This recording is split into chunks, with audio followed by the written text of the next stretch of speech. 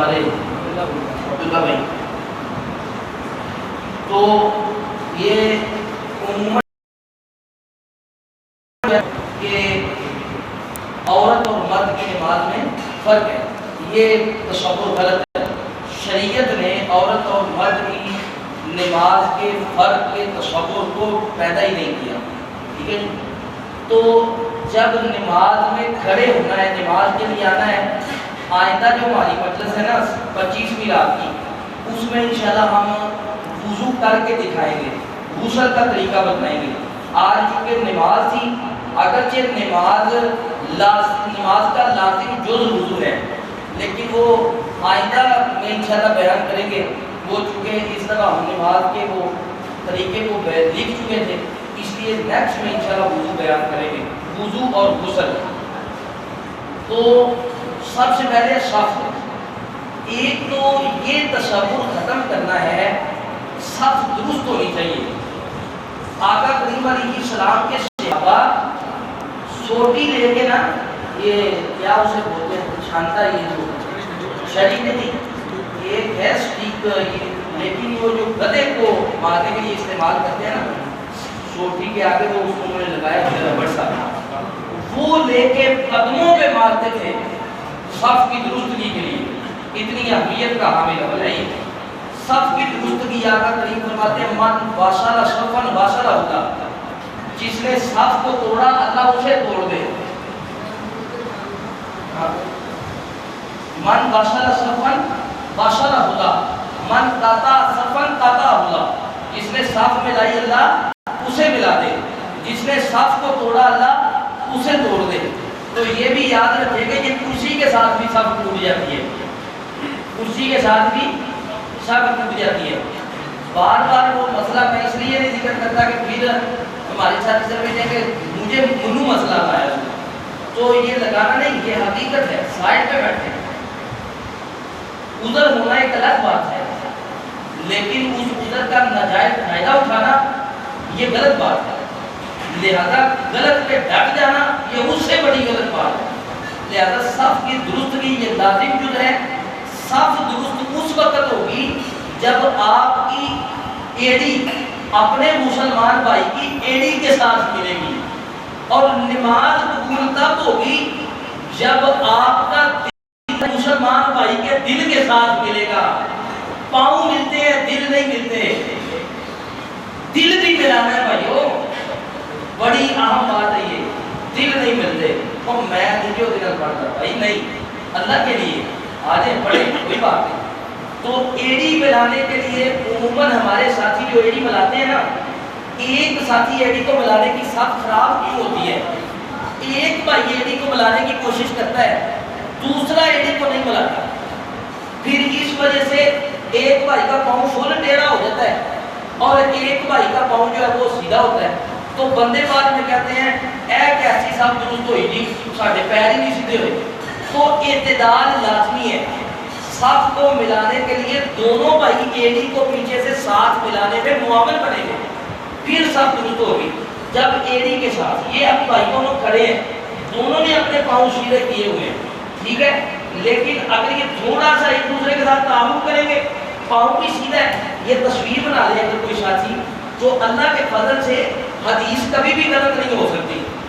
یہ پاؤں بھی ملے ہیں، ایڑیاں بھی ملی ہیں، اور صف بھی سیدھی اللہ کے فضل سے۔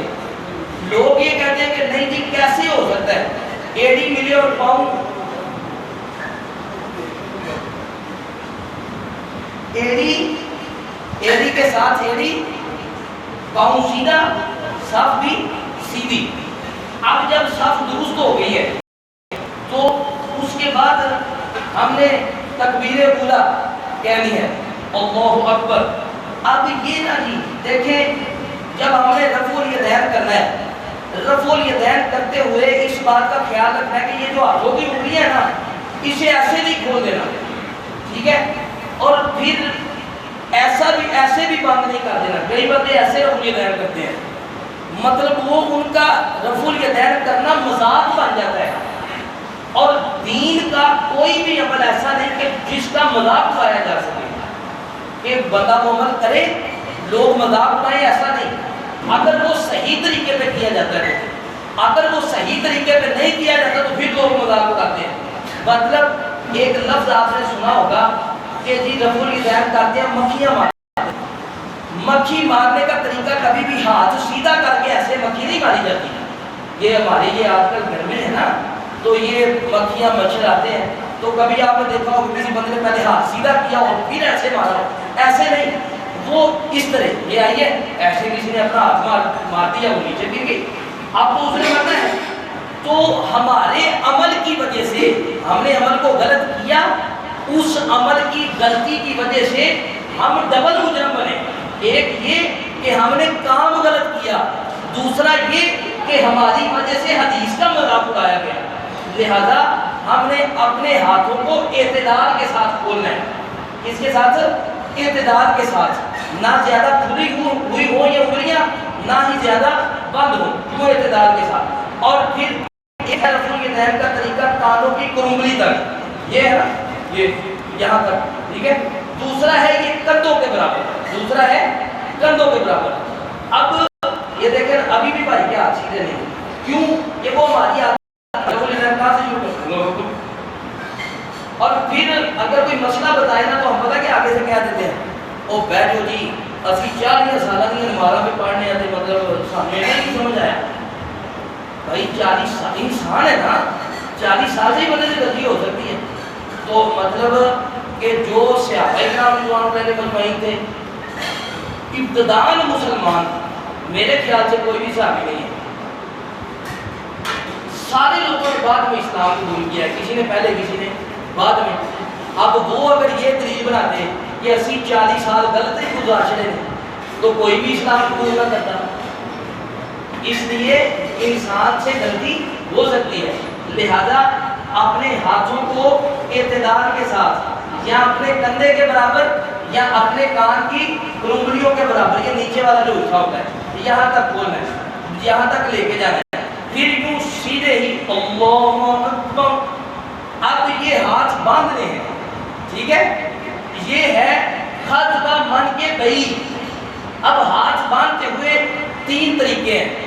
ایک یہ ہاتھ کی جو تلی ہے نا، یہ درمیان والا حصہ، یہ ہے یوں اسے ہاتھ کے اوپر ہاتھ، یہ تلی کے اوپر تلی رکھ کے علی صدر ہی اپنے سینے پہ باندھے، حدیث کے لفظ ہے علی صدر ہی خطبہ من کے بعید، اپنے ہاتھ کے اوپر ہاتھ رکھ کے اپنے سینے پر باندھے، حدیث کے الفاظ ہے۔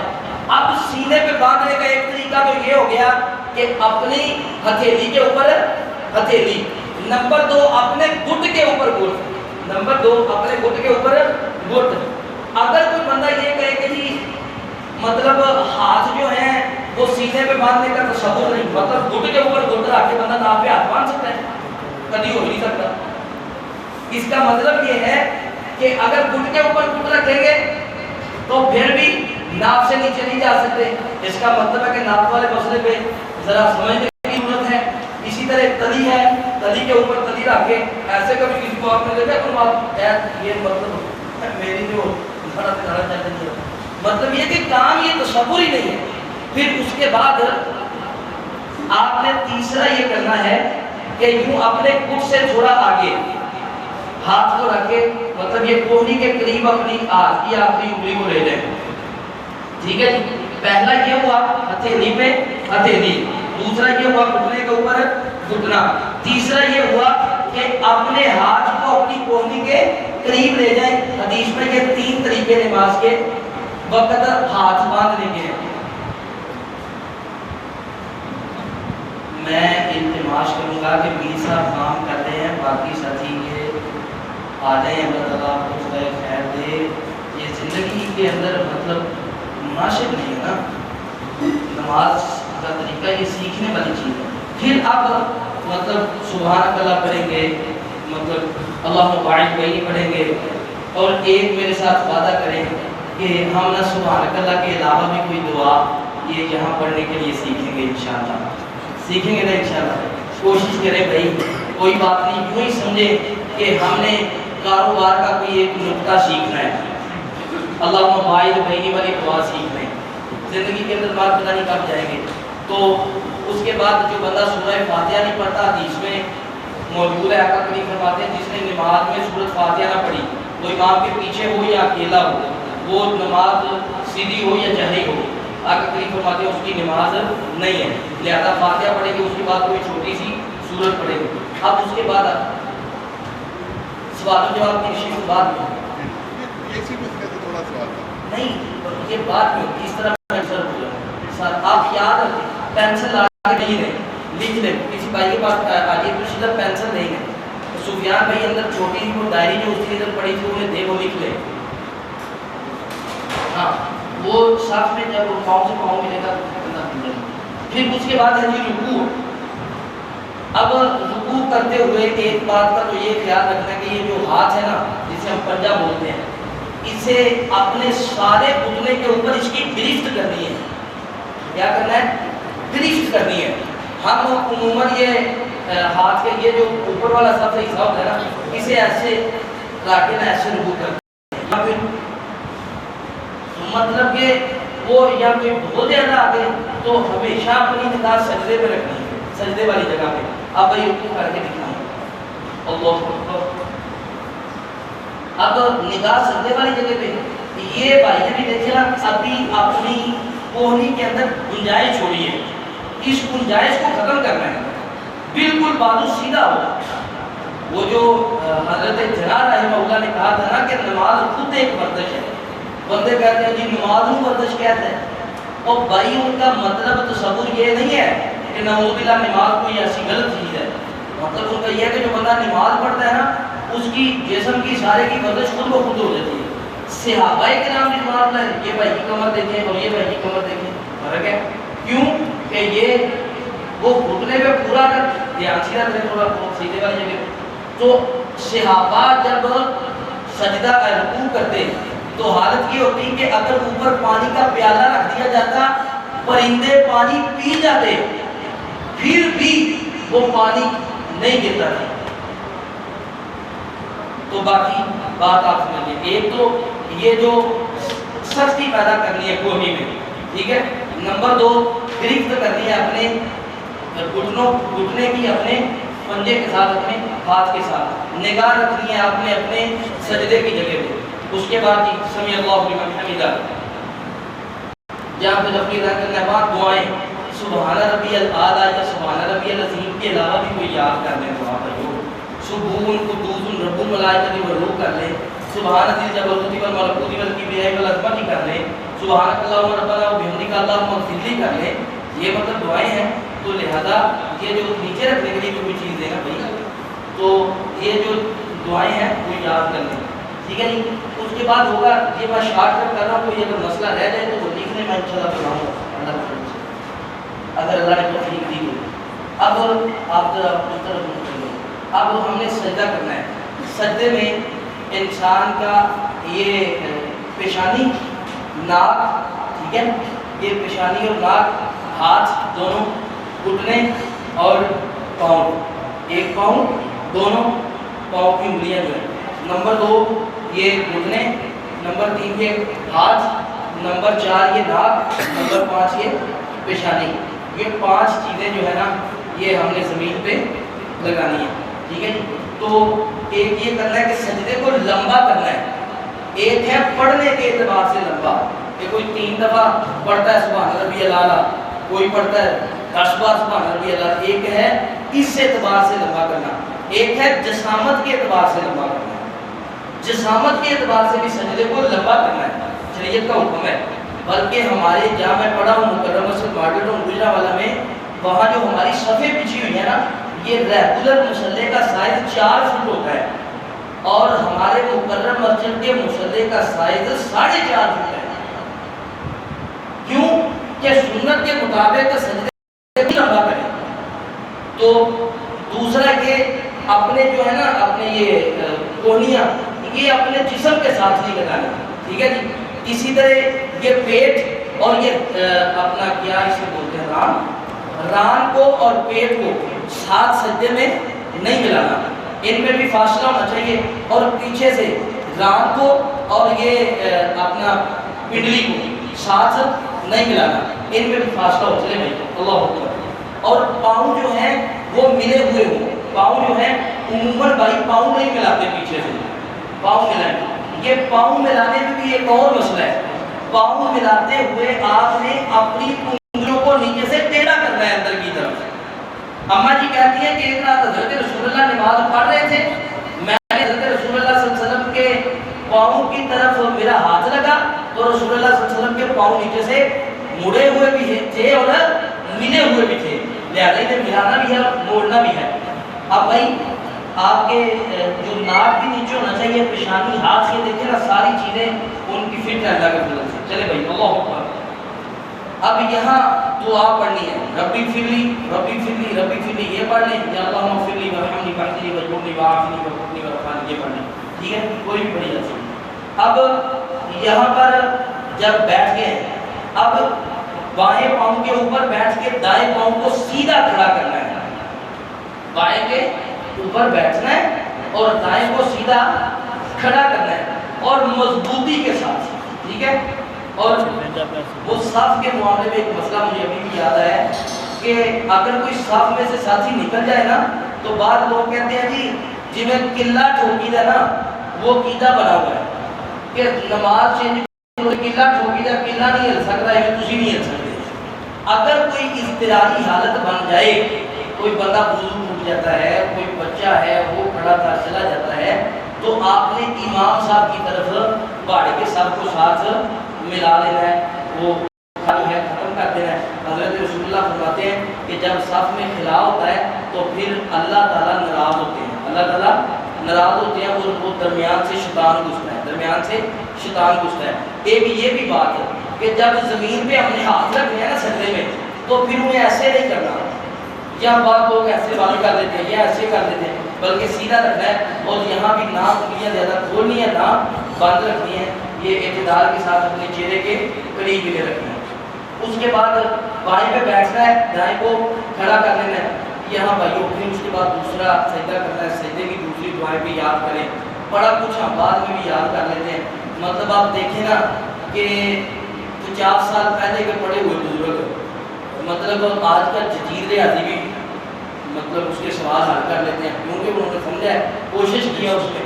تو نماز بھی اگر وہ پرانی رب جالی والی اگر یاد کی تھی تو کوشش کریں اللہم انی سلمت بھی یاد کر لیں, کوشش کریں اللہم انی اعوذ بک من عذاب القبر بھی یاد کر لیں, کوشش کریں ساتھ ہی وجہت وجہی للذی فطر السماوات والارض بھی یاد کر لیں.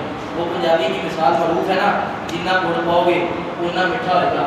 تو انشاءاللہ للہیت آئے گی نماز میں, اللہ ہمیں توفیق عطا فرمائے. پھر اس کے بعد مطلب ہوتا ہے ایک یہ بھی مسئلہ ہے, اب 2 سجدے کر کے ہم نے دوسری رکعت کے لیے کھڑے ہونا ہے تو لوگ بیٹھتے نہیں ہیں, لوگ بیٹھتے نہیں ہیں. اسے جلسہ استراحت کہتے ہیں, جلسہ استراحت کہتے ہیں. زیادہ کرتے ہیں لیکن جلسہ استراحت نہیں کرتے.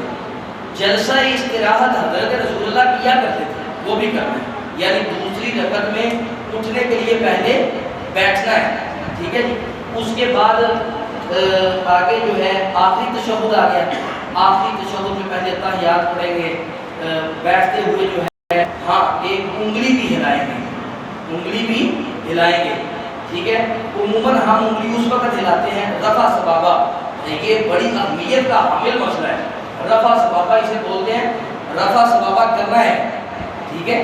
آپ ائمہ حرم کی نمازیں دیکھیں گے تو انشاءاللہ آپ کو ملے گا اس میں جو رسول اللہ صلی اللہ علیہ وسلم کیا کرتے تھے. عموماً آپ انگلی پتہ کس وقت ہلاتے ہیں, جب پڑھتے ہیں نا وہ آتا ہے آپ کی بات اشہد اللہ الہ الا اللہ وحدہ لا شریک لہ, تو اس وقت انگلی ہلاتے ہیں.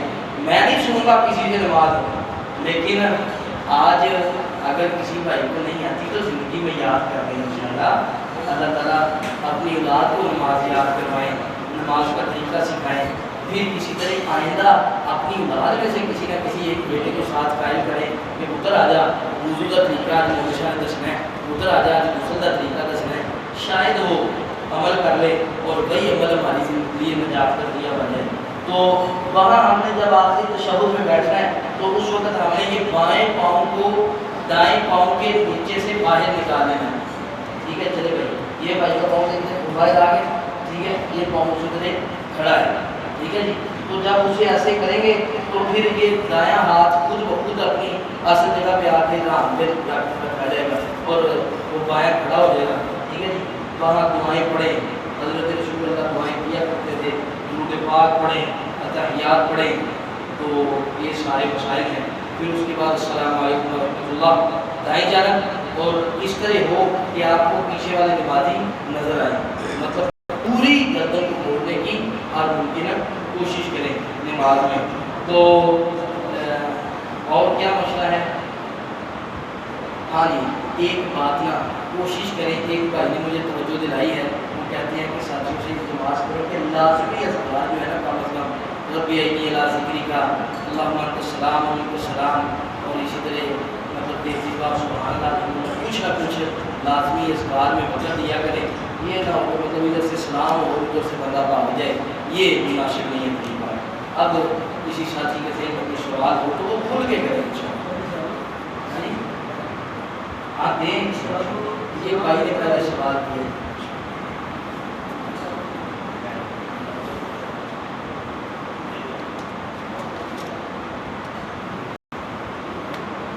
پہلا بھائی کا سوال ہے کہ اگر مفتی یا امام سرا نہیں پڑھتا, سبحان اللہ نہیں پڑھتا, تو کیا نماز ہو جاتی ہے؟ پہلے اوپر بھیجیں جی وہ جو بھی ہے ریاست کا انتظام. تو یہ جو ہے نا جی سنا, یہ ہے مطلب ہر سو اس کا چھوڑنا ناجائز ہے. اس کا چھوڑنا ناجائز ہے, مکروہ ہے. لیکن کسی حدیث میں یہ نہیں آیا کہ اگر کوئی شرح نہیں پڑے گا تو اس کی نماز نہیں ہوگی, جس طرح فاتحہ کے متعلق آیا ہے. ہاں اگر کوئی جان بوجھ کر چھوڑتا ہے, اگر کوئی جان بوجھ کر اس کی نماز نہیں ہے کیونکہ تارک ہے, اور سنت کے تارک کی نماز اللہ قبول نہیں کرتا. دوسرا یہ ہے کہ اگر امام صاحب نہیں پڑھتے, امام صاحب اگر جان بوجھ کے نہیں پڑھتے تو یہ ان کا عمل ہے, پیچھے والے کی نماز ہو جاتی ہے. حدیث شریف میں آتا ہے کہ جب بندہ امام کے پیچھے کھڑا ہو گیا, اگر کسی رکن کی کمی پیشی ہو جاتی ہے, یا وہ بندہ کوئی کہتا ہے جی میں وضو کر کے نماز نہیں پڑھاتا, تو پیچھے والوں کی نماز ضائع نہیں ہوگی, ان کی ہو جائے گی. ان کا سارا معاملہ امام کے اوپر آ جائے گا. اس لیے امام, یہ جو ہم کہتے ہیں نا سوکھا جہاں کام میں جی نمازاں پڑھانا, ایڈا سوکھا کوئی نہیں. میں تو اللہ تعالیٰ سے ڈرتا ہوں اس معاملے میں کہ اللہ کہیں قیامت والے دن پوچھ نہ دے کہ مصلی پہ کھڑے ہوتے تھے, پیچھے والوں کی قبول ہو گئی ہیں, تیری قبول نہیں ہوئی, ان سب کا وبال تیرے اوپر. اللہ سے معافی مانگنی چاہیے. اپنی نماز کی درستگی امام کے لیے ضروری ہے. اگر امام صاحب کو کوئی آ کے بتاتا ہے کہ آپ کی نماز میں یہ کمی ہے, اللہ کی قسم وہ آپ کا محسن ہے. لیکن طریقہ یہ نہیں ہونا چاہیے کہ بری صاحب میں کھڑا ہو کے کہہ دے مولوی جی تو ہٹ نہیں, اب یہ مجرم ہے, یہ اللہ کے کمرے میں لے جائے, اصلاح کرے. اصلاح اس نے اس کی کرنی ہے. تو لہذا اگر امام صاحب نہیں پڑھتے تو پیچھے والوں کی نماز ہو جائے گی. جی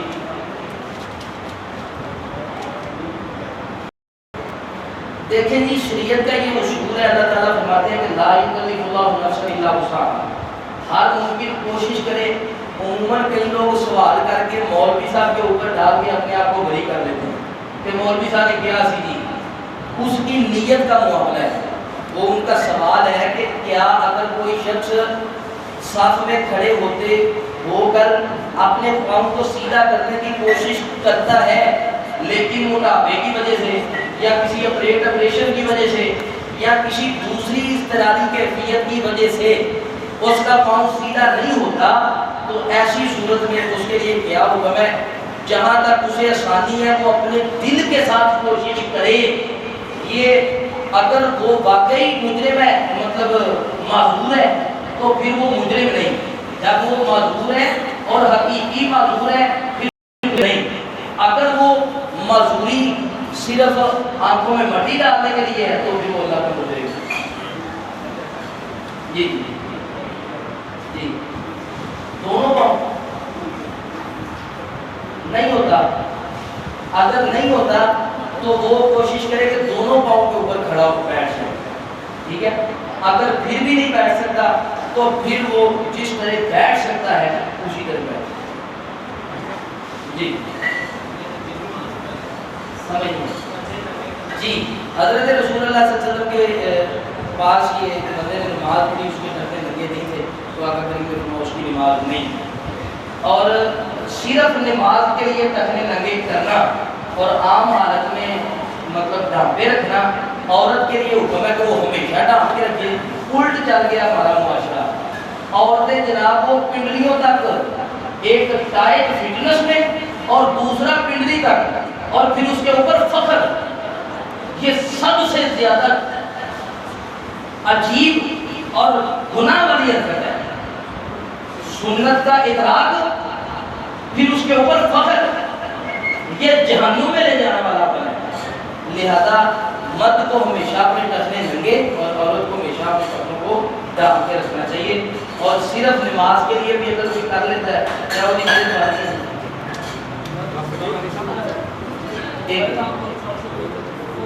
سمجھ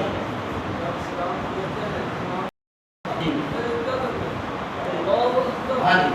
استغفر اللہ ایک مرتبہ اللہ اوپر 3 مرتبہ استغفر اللہ. جی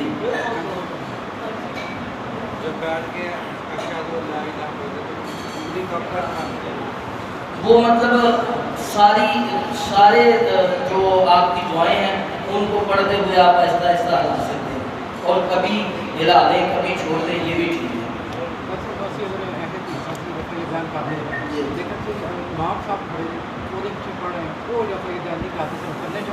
اگر نہیں آپ کو کرنا چاہیے.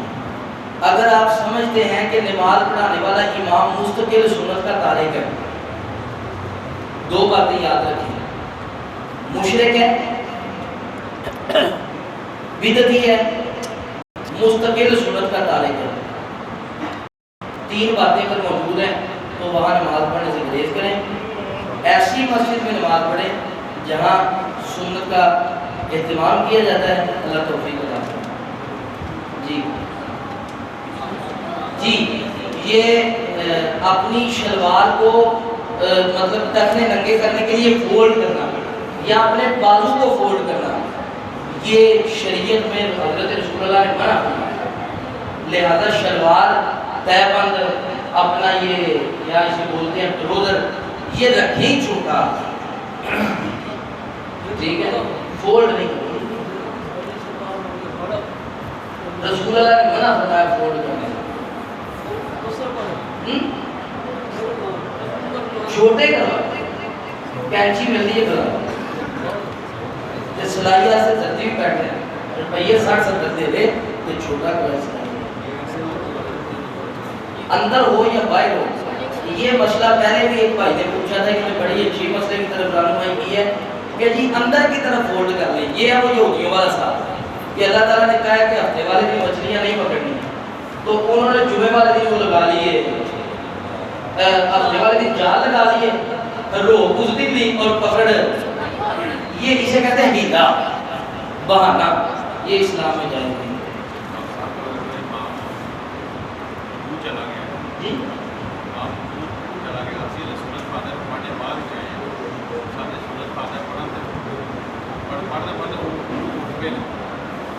آپ کے اوپر فرض ہے کہ آپ امام کی اقتداء کریں. امام جس حالت میں ہے اس حالت میں جانا ہمارا لازمی اور ضروری ہے. ایک عام ترین مسئلہ یہ ہے کہ جب جماعت فردی کھڑی ہو پیچھے کوئی جماعت نہیں ہوتی ہے. نہیں وہ میں سمجھ گیا. یہ اس کے ساتھ ریلیٹڈ ایک بات میرے ذہن میں ایک اس آتی ہے. عموماً اندر جماعت کھڑی ہوتی ہے، باہر بندے سنتے پڑھ رہے ہوتے ہیں. آقا کریم فرماتے ہیں اس شخص کی نماز نہیں جس نے فرضی نماز کھڑی ہے اور کوئی پیچھے نماز پڑھی اس کی نماز نہیں ہے. نمبر 2 بھائی کا سوال تھا کہ اگر امام صاحب نے رکوع کی طرف جانا ہے اور اس حالت میں پیچھے آنے والا شخص جو ہے وہ سورہ فاتحہ کمپلیٹ نہیں کر سکا تو امام صاحب اٹھ گئے ہیں. اسے چاہیے تھا کہ یہ امام کی ابتدا کرے. حضرت رسول اللہ نے اس کی ابتدا کے جو حکم دیا. جی ایک تو کیا ہے جی جب تک امام صاحب ہاں جی امام کی ابتدا میں رہنا فرض ہے. امام صاحب جب تک غلط تعلیم کے بعد آمین نہیں کہتے ہمیں بھی آمین شریف نہیں کہنا چاہیے.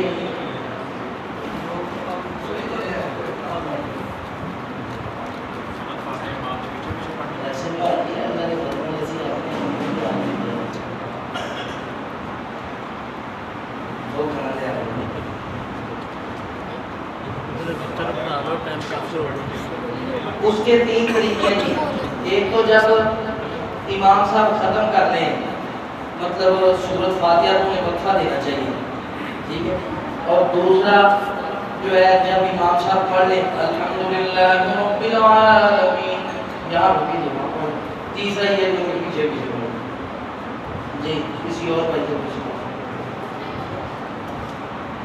اگر خواتین کا بھی کوئی سوال ہے تو وہ لکھ کے بھیج سکتی ہیں. یہ کسی نے سوال کیا تھا تو یہ بچے کسی نے مجھے بتایا. دعا دینے کا تو پہلے شکریہ اللہ تعالیٰ, یہی خوشیاں آپ کو بھی نصیب فرمائے.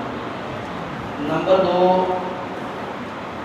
شریعت کا یہ اصول ہے جی, اگر کوئی آپ کے پاس ہندو عیسائی یا سکھ یا کوئی بھی ہے اس کے دل میں محبت پیدا کرنے کے لیے اس کی قرابت اختیار کی جا سکتی ہے, لیکن اس قرابت سے پہلے اپنے دین کے اوپر اپنے آپ کو مضبوط ہونا چاہیے. یہ نہ ہو کہ وہ قرابت میں اتنا قریب ہو جائے کہ یہ اپنا بھی چھوڑ بیٹھے. ایسی صورت میں جائز نہیں ہے. ہاں اگر آپ جو اپنے دین کے اوپر عبور حاصل ہے تو پھر اس کی قرابت جائز ہے, لیکن اس حد تک کہ شریعت کا تمسکن اس میں نہ ہو. وہ بابا جی کو دے پیچھے دیتا ہوں. دوسرا مطلب یہ کرسی جو ہے, یہ بات یاد رکھیں, نماز میں نماز اور کرسی دونوں مخالف چیزیں ہیں. بیٹھ کے پڑھیں, لیکن اب مطلب کسی کو سر میں درد ہو رہا ہے تو وہ بھی کرسی رکھ لیتا ہے. اور پھر کئی بار لوگوں میں نے دیکھا ہے وہ نماز میں کرسی کے اوپر ایسے بیٹھے ہوتے ہیں کہ جیسے وزیر اعظم یہ لگے ہوئے ہیں. مطلب وہ پاؤں باہر نکال کے پاؤں کے اوپر پاؤں رکھ کے آپ مزہ لے رہے ہیں. اور میں ایسے لوگوں کو جانتا ہوں کہ 2 طویل سفر کراتے ہیں. کتنے گئے تو جی پشاور گئے تھا تو نماز کی باری آئے گی تو اسے کرسی لا کے بیٹھے گی. تو یہ وہ جو ہے کہ اگر کرسی رکھنے کا جو مسئلہ ہے کہ ان کا سوال ہے کہ کرسی پر بیٹھنے والا اپنی کرسی کو صف کے ساتھ رکھے گا یا پیچھے رکھے گا. یہ صف کے ساتھ رکھے گا, ٹھیک ہے, اور رکھے گا سائڈ پہ. اور چٹ لکھ کے پھینک دے نیچے, چٹ لکھ کے جی ہاں جی ہے بڑا رسول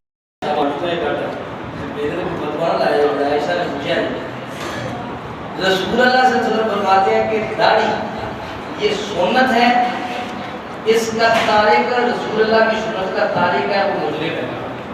اگر وہ داڑھی نہیں رکھتا یہ اس کا جرم ہے, لیکن اگر کوئی وہ نیک عمل کرتا ہے تو اس کا نیک عمل قبول دوسرا ہو جائے گا.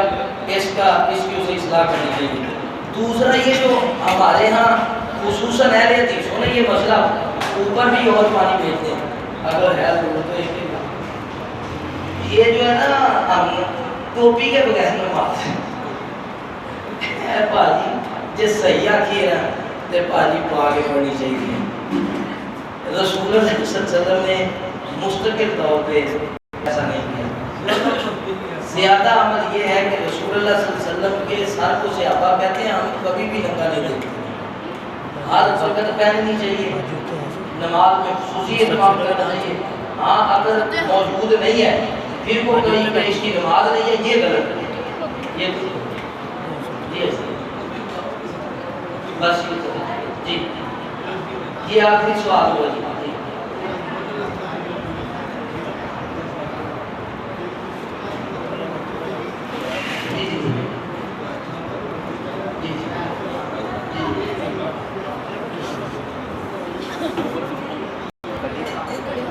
جی یہ اصل میں ہمارے ہاں جو وہی میں بات کرنے لگا ہوں, یہ کرسی کا تصور اس وقت آیا کہ امراض بڑھ گئے. مطلب امراض ایسی ہو گئی, ہاں جی, زمین پر بیٹھنے والا اپنے گھٹنوں کی درد کی وجہ سے نہیں بیٹھ سکتا؟ جی پڑھانے لگے ہیں تو ابھی یہ میں نے پہلے ہی کہا تھا کہ آخری سوال ہے، وہ ان کے سوال کا جواب دے دیں کہ یہ جو ہے امراض چونکہ اس طرح کے ہیں، اگر کوئی پڑھتا ہے تو ہر مفتی کی کوشش کرنی چاہیے کہ وہ نیچے بیٹھ کے پڑھے، اگر پڑھ سکتا ہے، اگر بھی فرض نہیں پڑھ سکتا تو پھر یہ اسے اللہ تعالیٰ معاف کر دے گا۔ ٹھیک ہے جی، آپ بہتر پڑھیں جن ساتھ